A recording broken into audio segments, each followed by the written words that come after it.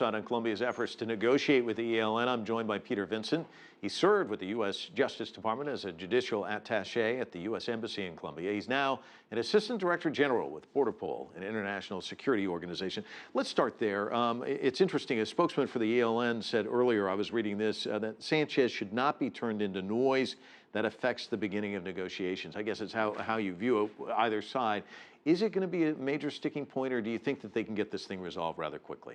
I think they will get it resolved relatively quickly, by quickly within the next couple of days. But it's not noise for the Colombian people, and certainly for Colombian President Juan Manuel Santos, who over the past 2 years, during informal preliminary discussions, has made it very clear that the release of all hostages, including Mr. Sanchez, was a condition precedent to actually continuing on and formally starting the talks in Quito, Ecuador.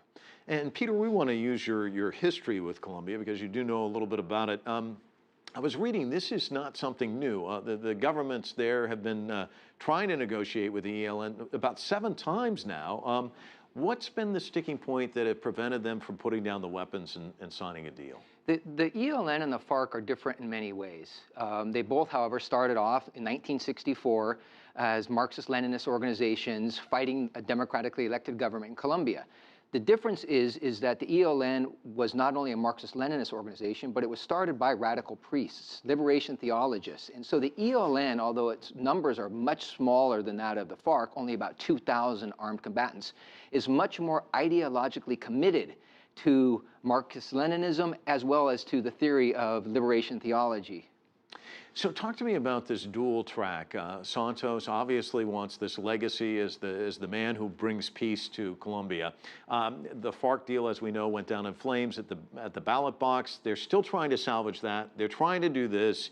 Is he biting off more than he can handle, or is this a smart strategy to go in both directions? Mike, I actually think it's a smart strategy. It's a long-term strategy.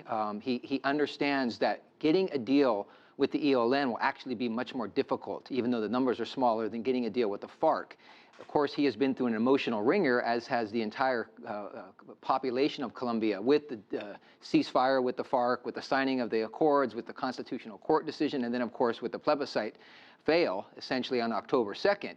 He thinks that if he can get this smaller group, the ELN, to the negotiating table the next few days and then engage in this 22 rounds of negotiations, the first one lasting about 45 days, that will put additional pressure on the FARC to come back to the negotiating table in Havana. The real challenge with the ELN is not only are the ELN commanders much more ideologically committed than the FARC commanders are, they are also much more decentralized. The ELN fronts or platoons are actually much more autonomous and decentralized than the FARC platoons. And so that makes it more difficult for the rank and file to step in line at the direction of the ELN leaders.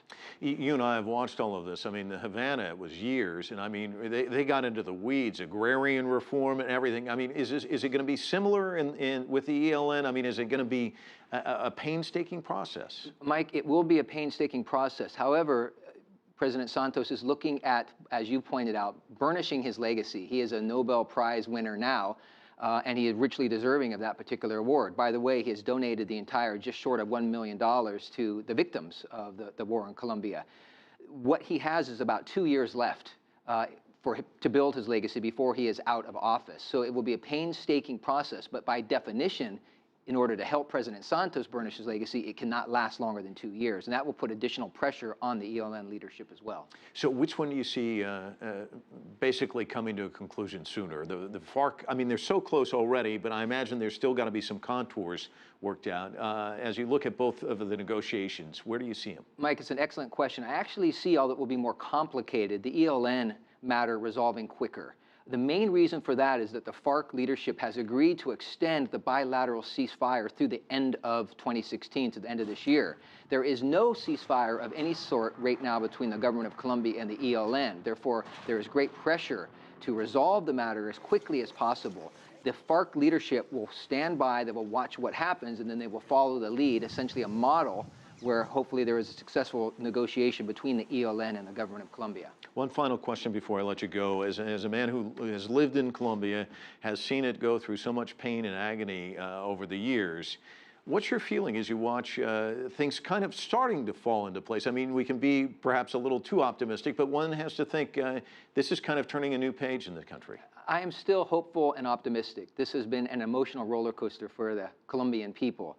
I do believe, though, because there is continuing good faith efforts on both sides, with both the ELN and the FARC, that they'll ultimately achieve this success and they'll have peace. But it's going to be at least a year and a half or 2 years before they achieve that particular very, very valid goal. All right, Peter, thanks so much for coming in. Thank you, Mike.